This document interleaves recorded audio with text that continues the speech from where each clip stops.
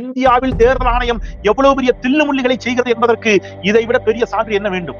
3 ஆண்டுகள் கழித்து உச்ச நீதிமன்றம் அந்த பெட்டியெல்லாம் திருப்பி கொண்டான்னு சொல்றாங்க. அவ்வளவு பெட்டியும் கொண்டு வந்து தேர்தல் ஆணையம் இதை எதிர்பார்க்கல. தேர்தல் ஆணையம் இதை எதிர்பார்க்கவே இல்லை. 3 ஆண்டுகளுக்கு பிறகு உச்ச நீதிமன்றத்தில் நீதிபதிகள் முன்னாடி திருப்பி என்றாங்க. என்னன்னா தேர்தல் முடிவுகளே வேறு விதமாக மாறுகின்றன. இந்தியாவுல 3 ஆண்டுகளுக்கு பிறகு ஹரியானா மாநிலத்தினுடைய தேர்தல் முடிவுகள் அதிர்ச்சி தரும் செய்தி. இது உச்ச நீதிமன்றத்தை வச்சு எண்ணி இருக்கிறாங்க. எண்ணி நீதிபதியே மிரண்டாரு, அரண்டு போயிட்டாரு. என்ன ஐயோ இப்படி பண்ணி வச்சிருக்கீங்க, அவர் ஜெயிச்சாரு, நீங்க பார்த்தா இவர் ஜெயிச்சிருக்கிறாரு அப்படின்னு நீதிபதிகள் ஆடி போய் நிற்கிறார்கள். இந்தியாவில் தேர்தல் ஆணையம் எவ்வளவு பெரிய தில்லுமுள்ளிகளை செய்கிறது என்பதற்கு இதை விட பெரிய சான்று என்ன வேண்டும்? இது குறித்து நேற்று செய்தியாளர்கள் கேள்விகளை எழுப்புகிறார்கள். தேர்தல் ஆணையர்கிட்ட கேள்வி கேட்கிறாங்க. தேர்தல் ஆணையர் சொல்ற பதில் next question. Second row please, நீங்க கேளுப்பா தம்பி, நீங்க கேளுங்க.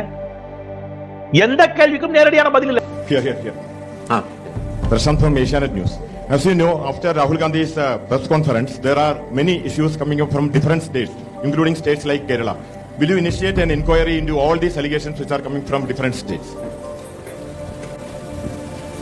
Next. சார் என்ன சார் இது எந்த மீடியாலையும் நாங்க பார்க்கலையே சார். எஸ், மீடியாவில் நீங்கள் இந்த செய்தியை பார்த்திருக்க வாய்ப்பில்லை. இந்த அநியாயத்தை மக்கள் மத்தியில கொண்டு போய் சேர்க்கணும், சொல்லணும் சொந்தங்களே, நண்பர்கள்.